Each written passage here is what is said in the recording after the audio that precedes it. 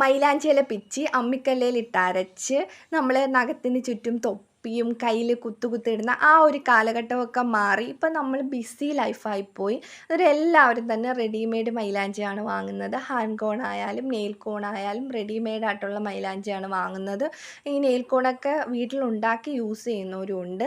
അന്നേരം ഞാൻ ആദ്യം ഹാൻഡ് കോൺ ആയിരുന്നു സെയിൽ ചെയ്യാൻ തുടങ്ങിയത്. അന്നേരം എൻ്റെ അടുത്ത് കൂടുതൽ ആൾക്കാരും നെയിൽ കോൺ ഉണ്ടോ എന്നായിരുന്നു തിരക്കുന്നത്. എല്ലാവർക്കും കൂടുതൽ ഹാൻഡ് കോണിനെക്കാട്ടി ഉപയോഗം നെയിൽ കോണിനായിരുന്നു.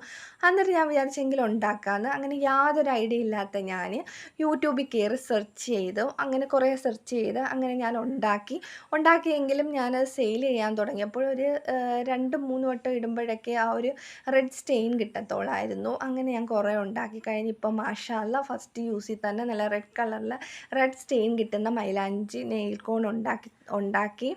അന്നേരം നിങ്ങൾക്ക് ഫസ്റ്റ് യൂസിൽ തന്നെ സ്റ്റെയിൻ കിട്ടുന്ന മെഹന്തി ഉണ്ടാക്കണമെന്നുണ്ടെങ്കിൽ ഇതിൻ്റെ ഡീറ്റെയിൽഡ് ആയിട്ടുള്ള വീഡിയോ ഞാൻ എൻ്റെ ചാനലിൽ അപ്ലോഡ് ചെയ്തിട്ടുണ്ട്. അത് മാത്രവുമല്ല, നിങ്ങൾക്ക് ഈ മൈലാഞ്ചി വേണമെന്നുണ്ടെങ്കിൽ എൻ്റെ വാട്സപ്പ് നമ്പർ താഴെ കൊടുത്തേക്കാം. നിങ്ങൾ മെസ്സേജ് അയച്ചാൽ മതി.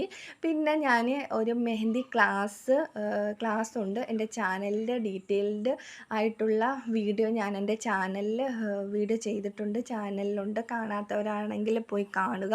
പിന്നെ നിങ്ങളുടെ അഭിപ്രായങ്ങൾ അറിയിക്കുക, ലൈക്ക് ചെയ്യുക, സപ്പോർട്ട് ചെയ്യുക.